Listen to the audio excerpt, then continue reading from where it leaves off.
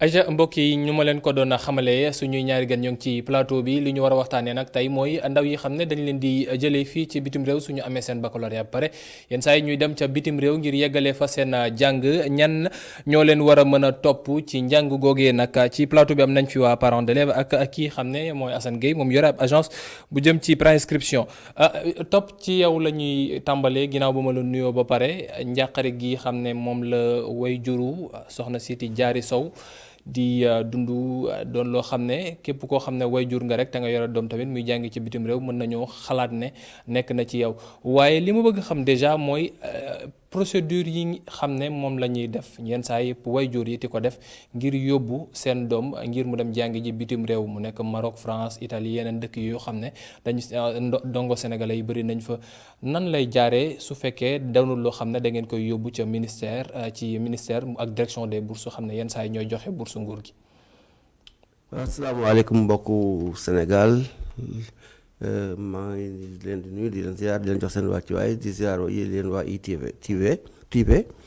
ñu may opportunité pour ñu wax ci li nga xam ne lii mooy actualité actuellement te li ko déclenché mooy la disparition de notre enfant Diary Sow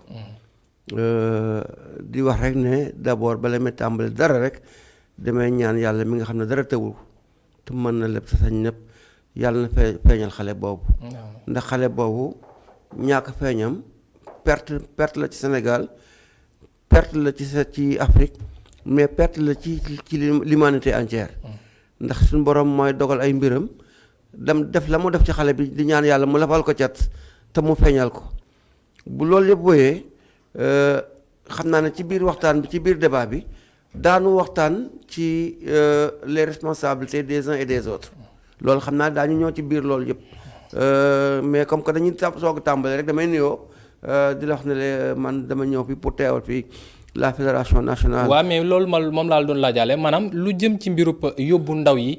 ca bitim réew. yéen wayjur yi soo leen ko waree def yenn saa yi dafa war a jaar ci direction des bourses ñoom ñooy joxe bourse yi xam ne nguur gi da koy maye ngir ñuy yóbbu ñenn ñi ci feneen waaye agence de préinscription yi yenn saa yi dañoo léegi ko tàmbali nañoo taxaw ci réew mi yéen est-ce que dafay neex rek ngeen jóg dem ci agence de préinscription yi wala dafay fekk ne da ngeen dem ci bourse yu nguur gi di joxe doo leen ci am. waaw xam nga dafa am nu muy tëddee dafa am li ñuy wax la commission des bourses at mu jot dañuy xool les meilleurs élèves qui ont des mentions. mention très bien mention bien boobu sax mention à bien sur certains points. ci ñooñu la ñuy def sélection ci nombre bi nga xam ne bi antan nañ ko pour yóbbu ko ñu def ci sélection daal di leen orienté. ci dëkk yooyu ñu war a dem.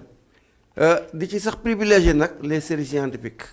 loolu mooy li nga xam ne mooy dëgg mooy li am ñooñu nag di dem ils sont sous contrôle et sous la responsabilité totale de l'État du Sénégal ndax ñooñu bu ñu demee fa njëm noonu dañuy fekk na ils sont logés ils sont nourris ils sont même boursiers. ñooñu moom ils sont contrôlés. par contre dafa am beneen cadre beneen vague d'étudiants. yoo xam ne ñi dañuy dem ci seen coobare bopp. ñu ci ëpp ci ñoom ils sont issus de parents riches yoo xam ne am nañu possible parce que nag n'oublions pas que. pour faire une étude en France ou bien en Europe disons à l'étranger. il faut au minimum 5 millions au minimum. ça peut aller jusqu'à 13 millions quelquefois donc nag ñooñu kooku amul doole doo ko mën. moo waral sax ñu bari nga gis ñuy jaar ci ay mbas meek comment on l'appelle ci mbeex meek fu nekk ñu fay jaar. pour dem jàng ji pour bëgg a tekki. mais li ma la mën a wóor wax te mën da ko wax ceux qui sont partis sous la tutelle de l'État sont contrôlés. sont contrôlés par l'État. par l'État du Sénégal. par contre ñi nga xam ne dañoo jaar ci agence yeneen agence yi. wala ñu jaar ci yeneen créneau. ba dem ba foofu. tant que ñoom demuñu ci consul boobu wala ambassade yi. se faire déclarer mënuñu xam exactement kii fekk waaw loolu mënuñu ko xam. loolu lu Guèye yow mi yore Salamar Vision ngeen di liggéey ci lu jëm ci préinscription ci bitim réew déjà Guèye yéen est-ce que di ngeen def ay jéego te dem ci autorités yi nekk ci réew yooyu xam ne foofu ngeen di yóbbu ndaw yi ngir mën leen déclarer au préalable comme ça suñu ñëwee ñu bañ ci am ay jafe-jafe ndax bëri na ndaw yoo xam ne yenn saa yi dañ la wax na la yegg naa foofu fekk inscription yu weesu woon na dama am ay jafe-jafe ngir mën fa toog. Bon, asalaamaaleykum. D'abord di leen remercier ci invitation bi de nuyu aussi tous les téléspectateurs. Bon problème bi ngay posé concernant comment dire bourse yi. ñun moom comment dire nous agence privée yi ñun d'habitude ñun duñ jël comment dire ay bourse ñun d'habitude comment dire lii la ñuy def en prescription comment dire en campus France ou bien comment dans les universités privées. mais en tout lii nii chaque jour nag gars yi suñu ñëwee étudiants yu bëri dañuy bëgg a dem voyage mais d'habitude duñu jël comment jël seen temps au préalable bind seen projet d'étude. dañuy ñëw rek dégg naa sama frère bi kii dem na voyage rek ñu entamé comment bi ne damay dem voyage te comment voyage dafa am yoon am lu muy laaj. c'est un projet ça doit être préparé d'abord léegi ñun à notre niveau étudiants su ñëwee fii ñun comment les universités publiques kenn du ko garantie université privée moom la prescription est garantie à 100%. concernant comment les bourses détaillées consorts ñun duñu liggéey ci loolu. non waxuma par rapport ak bourse détail mais maanaam yéen prescription yi ngeen di def. maanaam ndaw day am bac ànd ak waajuram ñëw ci seen agence. ne dama bëgg dem jàng ji bi université wala bi école foofu laa bëgg dem jàng ji. ngeen dox loolu. waaye dama ni maanaam soo leen ko doxee ba muy mat est-ce que di ngeen def. effort dem ci autorité yi déclarer ne ndaw si dina fi ñëw si turu diw lay ñëwee lii moo ko fi andi est-ce que loolu yéen di ngeen koy def. bien sûr ñun d'habitude soo xasee bu ñëw rek ci contrat de convention yi dinañ la bindal commandé dinañ la assister jusqu'à l'obtention du visa assister la tamit ba soo xasee ba yegg Europe ñu assister la commandé nga logé wu ba instant nii financièrement tamit même si tu es commandé dans des conditions yoo xam ne mooy loolu. ñu dinañ jël ci responsabilité assister ba. keroog nga xam ne instant di nga mën stable ci pays bi. ñun moom suñu agent dinañ def loolu. ñu teewlu léegi Samsidine Aidara gan la woon démb ci émission Njaacaar bu Lalla Ndiaye doon def moom nag yëkkati na ay kàddu jëm ci conditions yu yoon étudiants yi xam ne yenn saay ay agence la ñuy jaar te ñëw noonu la ñuy dundee foofu ñu teewlu Samsidine Aidara ñëwaat léegi def ci commentaire. ku wax pour étudiant premier problème bourse lay doon deuxième problème buy ñëw muy problème logement soog a ñëw après ñuy wax waxu condition boo ñuy wax waxu étude il faut ma préciser benn affaire aussi bu dee 100 étudiants ñoo nekk à l'étranger jàpp leen ne 90% yi ñoo demal seen bopp da ngay toog ñu ne la am na étudiant bu wàcc aéroport amul fu mu jëm étudiant bu wàcc aéroport xamul fan la jëm parce que xamul fi kenn parce que bi muy ñëw dafa lijjanti ay papiers de gauche à droite ba ñëw te bu xasee ba ñëw ba dugg ci territoire bi fii nii amutul dellu ginnaaw kooku kenn xamul nan la def ba ñëw donc ñi nga xam ne peut-être sax dañuy am bourse état bi ñoom dinañ am sens parce que bu ñu ñëwee dinañ fi fekk logement bu leen di xaar dinañ leer na ñoom bu weer deewee dina am lenn loo xam ne dinañ leen ko jox ñu téye mais imagine koo xam ne moo indi boppam nga ñëw aéroport càng taxaw yow da ngay jug pour wala jëli keneen nga fekk ko foofu yóbbu ko donc kenn moo koy héberger këram may ko benn délai ne ko may naa la 3 mois wala may naa la 1 mois mu war a nekk ci réseau yi war a nekk ci association yi ñuy woowante suñu biir da ngay dem ba autorités yi seen bopp ñoo ñuy woo ñun association yi pour que ñu mën a jàppale yenn étudiants yi xam nga loolu c'est catastrophique. lu jëm ci Assane li Samsidine wax yéen lan ngeen ciy tontu yéen ñi yore agence yi. ñun franchement parler étudiant boo xam ne jël nañ dossier am. au préalable comment dina la utal logement bu comment adéquat avant ngaa dem. duñ jël étudiant yóbbu ko nii carrément te lii nii en logement. logement bi seen responsabilité day bokk ci convention bi ngeen di signé. ok l'essentiel ñu prise en charge laa xam ne carrément agent de voyage yu bëri ñu ngi koy jël ñu ngi si bind accord di ñuy jël commande prise en charge te prise en charge yooyu ñuy joxe d'habitude c'est fictif. prise en charge c'est-à-dire lu muy tekki. c'est-à-dire le garant financier. étudiant bi bëgg a voyager financièrement est-ce qu'il pourra subvenir à ses besoins carrément financièrement ndax dina mun a xaalis boo xam ne su demee ba bitim réew. lu mu munti soxla financièrement dina ko mun génne ci poche am. léegi yow avant nga dem war nga am benn compte garant mais ci contrat bi gars yi bëri li ñuy naan admission li ñuy gérer admission boobu mais suñ ko xasee ba gérer ko nag soo déposé ambassade war nga am au préalable prise en charge ak commande attestation d'hébergement. te ci prise en charge boobu nag commande ñu bëri dañuy jël agence voyage yu bëri dañuy jël commande engagement ne doo koy joxe mais ñuy joxe baaxul. maanaam agence yi dañ lay wax ne la soo demee dinañ la wut fu la dëkkal wut koppar goo xam ne di nga ko mënti dundee alors que du lu am. waaw non loolu amul. franchement parler ndaxte gars yi bëri ay compte fictif lañ lay jox. compte fictif lañ lay jox mais man ñun suñu agence dañuy préférer yow soo xasee ba toog. avant même comment dire ñu entamer comment procédure bi dañ lay xam ne admission c'est garanti logement bi mën nañ ko garanti mais la prise en charge ça sera à votre niveau. parce que prise en charge comment dire sa père la war doon sa mère wala sa tuteur. sa père su dee sa papa la mën na génne relevé compte bancaire 12 derniers mois bi. wala mu defal benn versement si sa compte yow nga génne attestation de solvabilité. mais agence de voyage yu bëri dañuy ñëw offrir suñu benn xarit mu génne leen ay bulletins de paie te bulletin de paie yu ñuy génnee noonu dafa accompagner ak avis d'imposition ak quittance de loyer. te yooyu yëpp gars yi duñ ko joxee dañuy joxe bulletin commande 3 bulletins de paie rek. joxe commande benn attestation de prise en charge boo xam ne kenn visé wu ko. d'accord suñu ko jëlee dugg ambassade de résultat rek.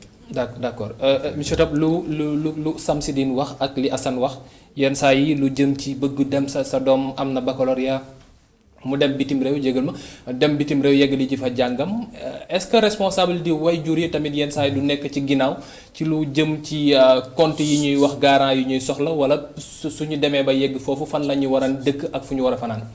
waaw responsabilité partagée la parce que gis nga d'abord man li may njëkk a naqarlu mooy la floraison de ces agences là. kooku nañ ko wax parce que xam nga bu ñu xasee ba toog fii.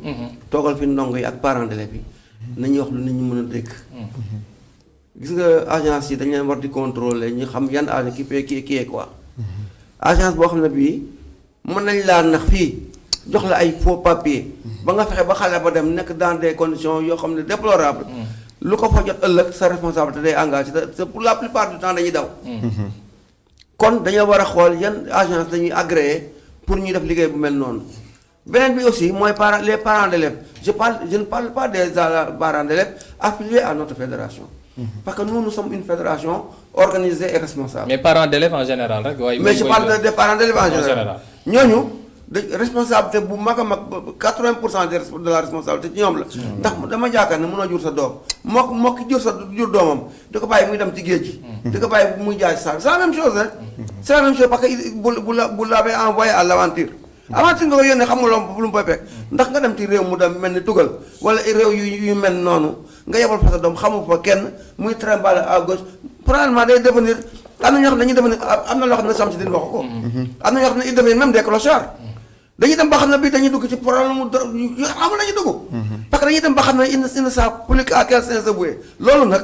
ñu ngi ñax parents d'élèves yi nga xam ne ñooy sàkk bi seen doom ëllëg yàlla suñu borom dina mais lan mooy waral loolu lan mooy waral yow waajur bi kut ko kut nga ni sama doom na dem est-ce que da nga yaakaar ne maanaam su fa yeggee ci saa si rek nguuru France moo ko war jël en main wala autorité Sénégal yi ñoom ñoo ciy teg seen mais nguuru France mënu ko jël en main nguuru France buy liggéey état Sénégal lay liggéeyal état Sénégal ñi muy liggéeyal daf koy répertorier te daf koy tànn ci ñi nga xam ne ñi ce sont les élèves les plus méritants suivant des critères dañu naan nañ ñoo am très mention très bien mention à bien et cetera sur tel et tel domaine.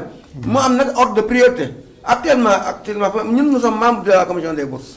ñun ñii en tout cas fédération nationale des associations des parents d'élèves étudiants du Sénégal membre lañ ci commission des bourses boobu. bu ñu tànn dañuy tànn ñi nga xam ne ñii ils sont les élèves les plus méritants. mais dañuy jox ay critères série scientifique la ñuy privilégié.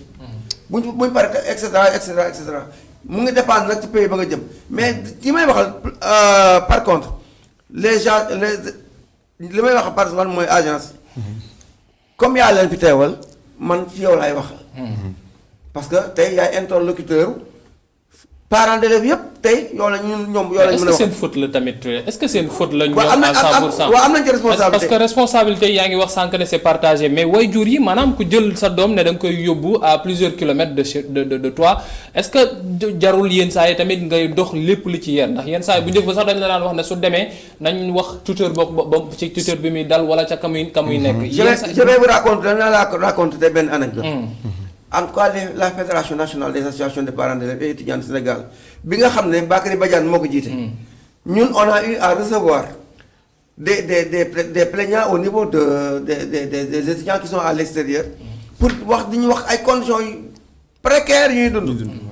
dañoo mujj di encore di dellu si waat fexe ba xam seen i parents fexe encore di gis le ministère du tutelle pour fexe ñoom ay nëbbal yu ñu leen jox yoo xam ne c'est hors circuit.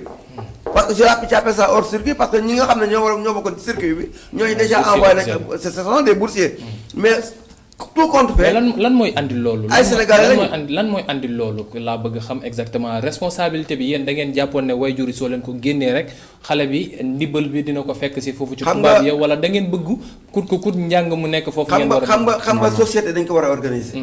société boo gis ci àdduna dañ ko war a organiser. gis nga Sénégal c'est difficile de travailler avec les gens gis nga nous sommes une fédération.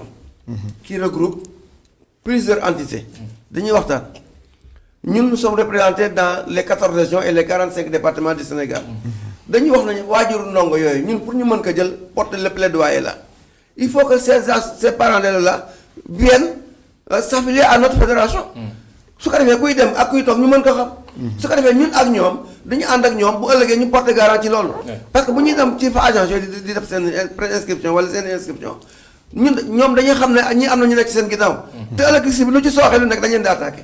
Assane lu jëm ci seen ay agence yi nu mu ko waxee dëgg na parce que soo duggee ci internet bi ne agence ci nga fi gis ay tour agence yu ne. ñu lay wax ay université yu ne.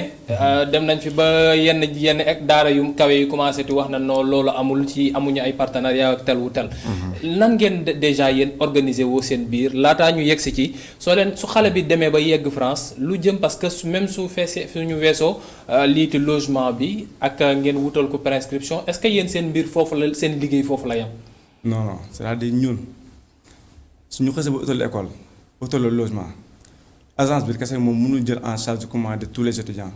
étudiants yëpp ñun benn agence mënul leen jël en charge financièrement.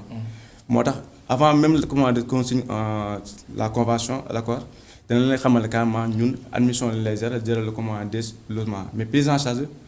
loolu moom étudiants yi moom moo ko war a jël en charge engagement boobu carrément dañ koy signé ci accord yi. maanaam yéen ndongo li su demee ba dugg ci école ba pare ngeen ci. non admission logement prise en charge c'est pas à notre niveau. pour toute l'année scolaire. prise en charge toute l'année scolaire duñ ñoo ko yor mais avant même ñu commencé ce dossier dina la xamal carrément prise en charge loolu du ñu ñoo koy def. même l'obtention du visa aussi le visa c'est l'ambassade qui délivre le visa dina la xamal carrément ambassade mooy joxe visa mais ñun admission liñ lay gérer assister la jusqu'à l'obtention du visa. admission ci école ba. ci école ba waaw. ba pare xamal la su dee privé la da nga war a fay acompte acompte bi soo ko fayee moom mooy tax ñu jox la sa facture à sa certificat de scolarité. même école yi fii en France eux ils te disent ñoom logement duñ ko gérer. prise en charge duñ ko gérer suñu la xasee ba jox sa certificat de scolarité dañ lay wax lu ci des dama gérer ko. soo demoon ci campus France dañ la xamal carrément soo xasee ba am sa école concernant le logement et la prise en charge ñoom tamit dañoo dégager seen responsabilité. étudiant bi ñu mais fii Sénégal ñu bëri moom bon gars yi dañoo topp seen bànneex bakkan de trop. ba nga xam ne même yow soo waxee sax du ñu naan kii xanaa dafa maa bañ. mais au préalable ñun dinañ leen conscientiser xamal leen quand prise en charge ñun duñu yor ñu ko mais logement moom nous avons d'avoir des partenaires. ñoo xam ne mën nañ leen jox ay contrat de bail au nom des étudiants. mais est-ce que loolu c'est fiable parce que démb ci émission bi waa ji nee na dem na ba am ñoo xam ne dañuy mujj dund en concubinage ak ñeneen. wala ñu mujjuti nekk ci mbedd yi wala suñu nekk ci tey këru diw ëllëg ñu nekk ci kër diw. est-ce que am na fiabilité boo xam ne. mën nañoo wax ne ndongo bii su traçabilité dina am ndongo bii su yegsee fii lay dal su jugee fii la war a dal. waaw mais comment dirais-je même c'est-à-dire xale bi balaa muy dem. dina am contrat de location boo xam ne ça sera à son nom. contrat bu leer nañ boo xam ne carrément ça sera. moom moo koy fay kon. non contrat boobu moo koy fay accord moo koy fay dafa mel ni yow ku jóge Saint-Louis di ñëw di jàng ci Dakar. ñu utal ko fi benn chambre à louer dafa ko contrat boo xam ne ça sera à son nom. kon loolu kon engagement étudiant bi la. engagement étudiant bi la moom moo ko war a fay. moo koy fay léegi ñun puissance ñun moom ñun. si suñu partenaire mën nañ la gérer contrat bi. dans le pire des cas su dee yow yow amoo loo fayee. ñu xool nos étudiants qui sont là-bas et qui ont le titre de séjour ñoo xam ne am na seen logement ñoom ñu defal ñu logement au nom de l'attestation de au nom de l'étudiant qui doit venir. mais loolu c'est gratuit. mais kii topp lu Assane wax dafa mel ne mbir yi. amul benn garantie daa xaw a jaxasoo. Assane attends dañuy waxtaan. dañuy waxtaan parce que ay Sénégalais ñoo ñuy déglu. te les gens sont intelligents. gis nga Assane d'abord dafa am incohérence ci li nga wax. suñu waxee dañuy waxante dëgg rek. dañuy waxtaan rek quoi. xam nga yow au départ da nga waxoon ne admission. ak logement ngeen garantie. li ngeen wax amul benn garantie. parce que yow da ngay wax contrat de location ngeen lijjanti maanaam papier la booy lijjanti rek. nag contrat de non attends je termine non même bu ngeen fayee maanaam kayit gi ngeen fay. mais en ce qui concerne le paiement financier paiement bi xale bi moo koy. loolu waru leen ko sax nangu dafa nangu wax la xam nga France du Sénégal. France du Sénégal te du Mali te du Gambie. beneen affaire la yéen bala ngeen accordé kenn admission wala yooyu du demee noonu.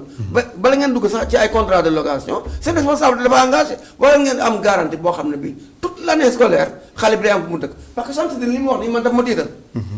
Samsidine li mu wax daf ma tiital am na xale yoo xam ne da ngay gis koo xam ne kii dafay nekk ci chambre bu xat mun naa la héberger pour 1 mois ñi de 2 mois ñi de 3 mois mais bu jeex dafa lay wax demee toi mun la continuellement di la yor xam nga nit ki ñun sénégalais la ñu man mënu ma la héberger sama kër di xëy di lekk di naan di la xool donc prise en charge bi dafay dépasser sax le cadre de logement. mais prise en charge. maintenant mais prise en charge bi. wax parce que tamit prise en charge. prise en charge c'est la base. prise en charge c'est la base. c'est-à-dire prise en charge gars yi su ñëwee. prise en charge bi lan la ëmb lan moo ëmb ci biir prise en charge bi. lan loolu faw mu leer. comme ça kuy dem xam. képp koo xam ne bëgg na voyager. soo dee voyager instant toll nii day l'instant moom bëgg na voyager bu ut émission wala bind projet bi. ville bi laa bëgg a dem ñun soo toogee dinañ la wax carrément avant ngaa dem. et que yow am nga ko xam ne mën na la jël en charge c'est-à-dire sa tuteur. koo xam ne wala sa parent boo xam ne am na commande compte bancaire yoo xam ne.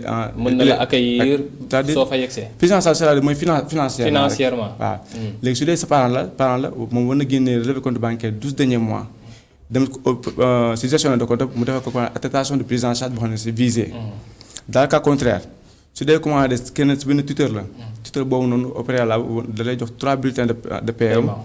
jox la titre de séjour jox la avis d'imposition jox la facture ndox ak commandé facture courant bi mais su paree après dem côté mairie bi mu vise ko mais gars yi fay ne ñoom seen bulletin de salaire yi paye dañu naan commandé toujours c'est confidentiel.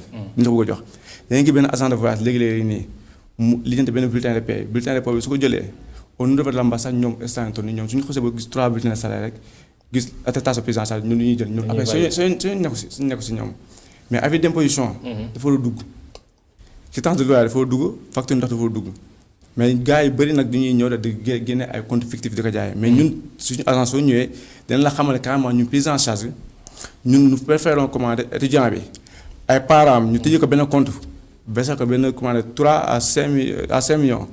Gestionnaire de compte bu génne attestation de solvabilité. nga xam ne comme instant le client commandé est solvable. mën nañ ko nangul voyage mais concernant les comptes fictifs topp lu jëm Assane baal ma rek. lu jëm ci mbiru yegsi bi moom wax na ne su yegsee yenn saa yi ñoom seen loxo dafa mel ne yegg set na ci maanaam suñ la dugalee ci biir école ak bañ nangu la loolu responsabilité état parce que quel que soit alpha aussi ka fay dem doomu Sénégal la su taxawee ambassade ba wala su taxawee ca ci aéroport ba visa bi muy joxe wala passeport bu sénégalais lay nekk responsabilité état ci ndongo yooyu lan la nekk yéen ñi. waaw xam man dama la wax au départ ne la. responsable état c'est en amont et en aval. xam nga wax naa la ko déjà. en amont pourquoi parce que ñii agence yi. état war na xam yan agence ñoo fa nekk. yan agence ñoo baax yan garantie lañu am yan garantie lañu am pour parce que nga cursus scolaire. la enseignement supérieur 8 ans la. bu jaaree yoon. am nga li ñuy wax bachelor. mooy L1 L2 L3. nga am lu ñuy wax MBA. MBA 2 ans la mooy master xam ngeen ko. beneen doctorat bu 3 ans bu lépp jaaree yoon. te amul benn amul benn rëq 8 ans yi bokk jaar da ngay ñibbi. da ngay matal. kon xam nga pour disons rek 5 millions par an. dafa metti dafa metti te loolu c'est le minimum. yéen. man le minimum que vous pouviez garantir. et puis maa ngi interpeller aussi état. que na xoolaat agence yi. mais Ibrahima tamit lu toll ci maanaam 5 millions wala 15 20 millions agence est-ce que mën na ko garantir est-ce que du way jur gi tamit soo yóbbee sa doom. yow yaa li ma bëgg a wax xam nga foofu laay daaneel. mais waaye nga daaneel foofu ñu dugg déjà ci responsabilité état bi parce que tamit dafa soxla ñu xam ndongo yi fay yegg. parce que dama bëgg a xam ne ndax ñoom Samsidine sànq wax na ne non nguur gi yenn saa yi da leen di yóbbu. dama la bëgg a wax ne yéen seen responsabilité dama dem ba nga xam ne même institution consul. au consul aller s'inscrire au consul parce que consul bi il faut que mu répertorier yan ñoo fi nekk. yéen dama bëgg ngeen pousser seen réflexion bëgg a xam ne même étudiant bi ngeen di envoyé foofu na fexe ba am carte consulaire. xam nga xas am carte consulaire rek yéen sa responsabilité bu même bu doon 100% léegi 50% ba lay nekk.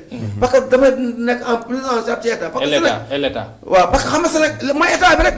xam nga consul bi mooy état bi. xam nga Sénégal quelque foo mën a nekk ci àdduna. c'est tout sous la responsabilité de l' état. ak noo fa mën a demee nu nekk Sénégal maanaam état bi dafa la bëri jël en charge. mais état bi mënul jël en charge ki nga xam ne yëgul ba muy dem xamul bu muy demee. il ne s'est pas inscrit aussi au consul. nañu waxante dëgg aussi. il faut pas aussi jël lépp verser ko dans le dos de l' état. Assane lu jëm ci loolu yéen soo leen yóbbee ndaw yi est ce que di ngeen topp lu jëm ci mbirub këyit yu ñu war a am foofee ca tugal te mu war jaar ci consulat wala ci ambassade est ce que loolu di ngeen ko dox. dañ koy assister bu mu am commandé carte consulaire bi c'est-à-dire soo xasee ba ñëw nii 1 an lay may visa boobu léegi c'est pas ça visa bi nga am na titre de séjour boobu. tant que jeexagul kenn du mun commandé wax commandé danañ ko renouveler wala du ko renouveler tant que il faut étudiant bi def commandé en première semaine ak deuxième semaine ba valider commandé section boobu. ba instant toll nii en année bi di jeex ñu xam carrément ndax day yokk di ni jàngat wala du jàngat. mais en général étudiant ñu bëri suñu xasee ba am visa doon digaat. ñu bëri suñu xasee ba dem ba nga loger leen fenn. après duñ la oo sax. lan mooy waral loolu dafay fekk ne. politique yi la wala ñoom dañoo. dal non ñoom say xale dal rek suñu xasee ba dem rek après duñ la woo. suñu xasee ba dem est-ce que loolu après dina yomb par rapport ci liggéey bi pour ngeen mënti doxal yi démarche yi pour xam étudiant bi parce que tamit seen responsabilité la ba léegi. su fekkee ne yaa leen ko yóbbu te nguur gi foofu déclaré wu ñu ko seen responsabilité la. mais su responsabilité mais xam nañ ñoom ñëpp ku si xës ba tamit. sa visa suñu la mayee 1 an. avant 1 an bi jeex ba nga commencé def renouvellement. dem si maire bi ñu laal le bulletin premier semestre ak deuxième semestre ñu xool nga andi si certificat de scolaire ñu renouveler ko. mais ñu bëri gis ne soo xasee ba bu ñu am visa 1 an rek après bu ñu logé lañ accueillir leen rek après doo leen déggati. d' accord topp loolu léegi lu ñu dese ci waxtu yi léegi ñu mooy wax na ma bëreetul ay simili yu ndaw la rek si tënk su fekkee ne dafa dañu war a xoolaat lu jëm ci yóbbu ndaw yi ca bitim réew muy bourse yi wala lii ci préinscription yi surtout sax parce que bourse nguur gi la lu jëm ci préinscription yi nan la ñu war a mën a taxawee ba ndaw yi ñuy yóbbu tamit ñu nekk ñoo xam ne ëllëg dinañ mën a topp fiabilité bi wala lu dal ci kaawu Diary Sow bi nekk loo xam ne duñ koy mën gis nga sénégalais mun nga koo xañ lu nekk. mais boo téyee dara ci aslafam ci sa gafaga foo jaar la nga waxante ak moom mu di ko sàmm. dafa laaj dékki. foo war a laajee 5 millions laaj fa 10 millions. jël 5 millions yi téye pour que bu amee problème ëllëg nga mën a ñëw à la ressource. mais bu fekkee ne yow li lay intéressé rek mooy yow la nga cay am. la nga cay am ak certificat de location boobu ngay wax noonu. y a problème. donc yéen seen taxawaay da ngeen ko war a yokk. ngeen def réflexion bu baax a baax. ci loolu bu ma wax nag yow yéen. parce que yow yaa fi nekk mais je parle à travers de tous les agents. Assane lu mu wax tamit lu am solo la agence yu bëri nañ fi nan la ñu war a mën a def léegi ba assainir seen milieu bi ba ndaw yi xam ne dañuy bëgg ti dem yenn saa yi du ñu am ay jafe-jafe wala sax ñuy lekk seen koppar duñ ci jotati. léegi instant yi yaa ngi entreprise ki bu tudd Estudi bu nekk Thiaroye. entreprise boo xam ne dafa nekk en collaboration direct avec des banques en France. léegi ñoom jël leen engagement léegi képp koo xam ne étudiant la.